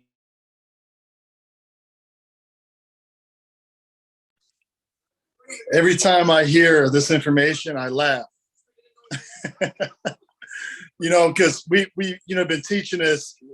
I've been with you, I don't know, a year and a half. You've been doing it even longer. But every time the new people read this, and they're like in shock. They're like, is this real? Well, we just showed it to you. Clear as day. We showed you exactly where it's at and what it says. And I have a feeling there's probably a lot of people on here right now with a lot of righteous anger. But it's going to be good because we're going to use that righteous anger to blow their backs out with actual truth, with real law, real positive law in the Constitution. And when you hear that they can't write rules or any lawmaking to abrogate your rights, meaning the bills of rights and all 51 or all 50 state constitutions, those bills of rights are all interchangeable. You can't have rights in Virginia that you don't have in Arizona, and vice versa.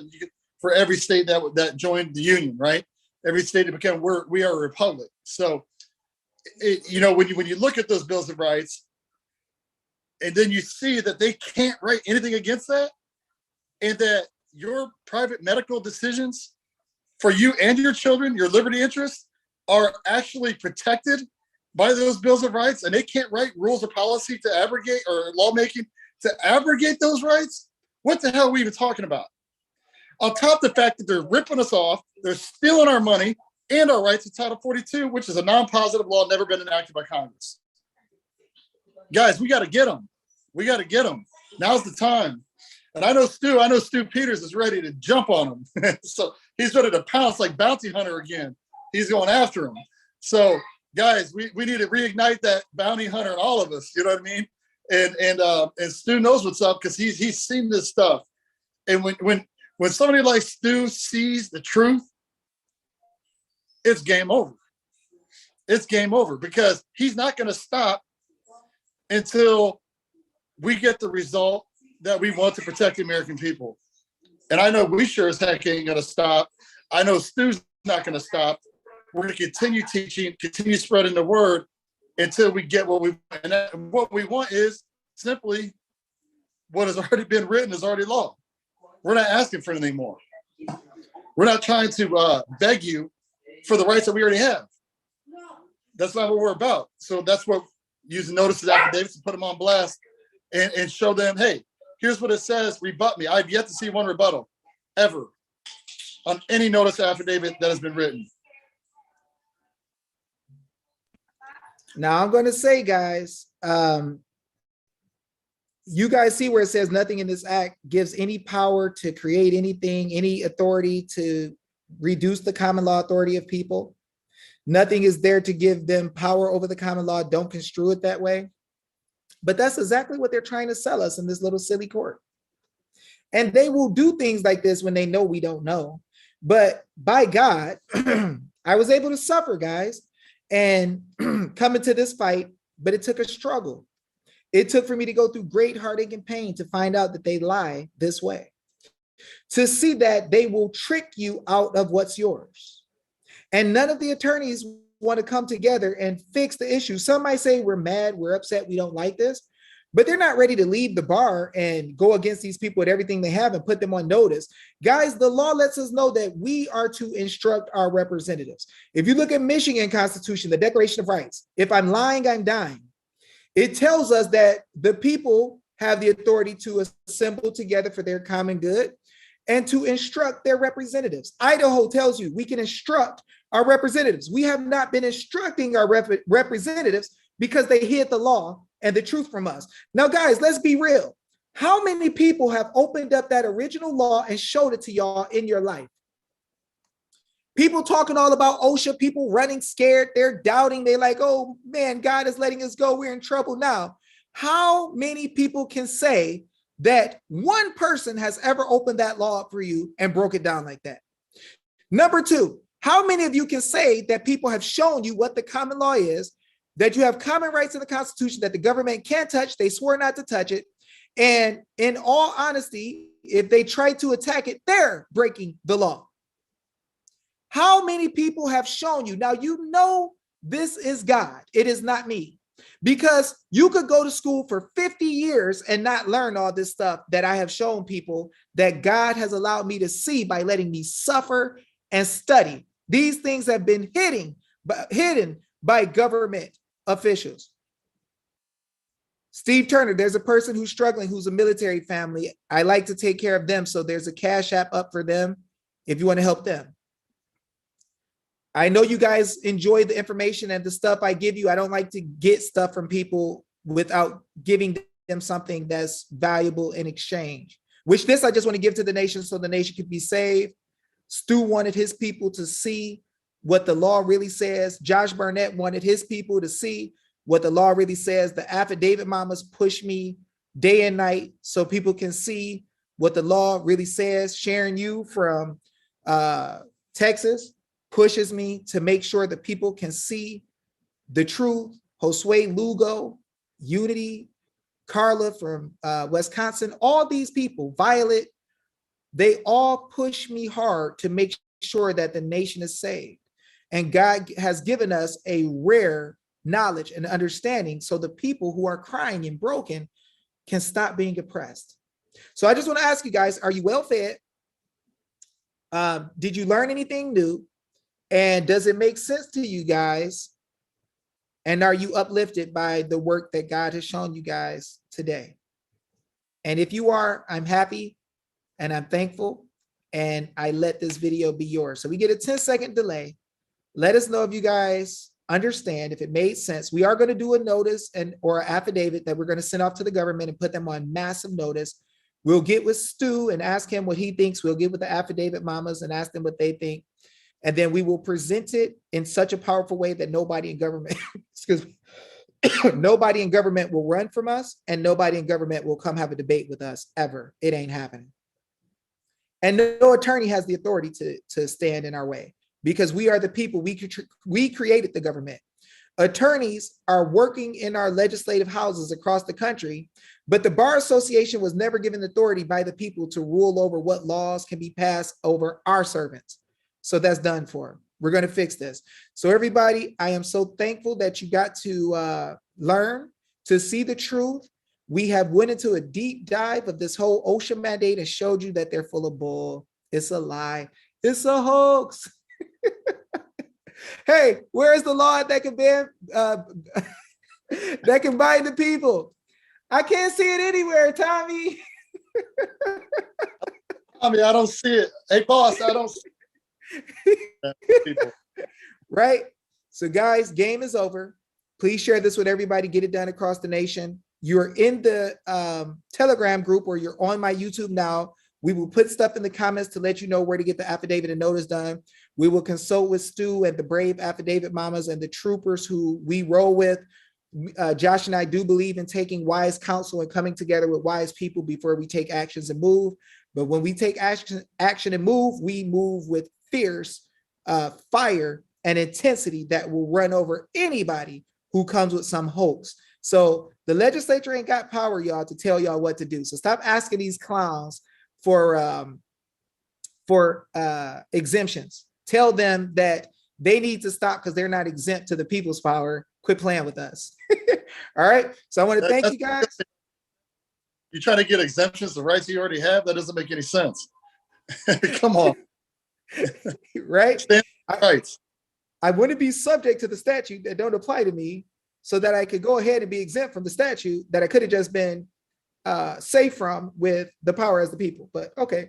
All right, y'all. So this video is yours. Josh, you got anything to say to wrap up?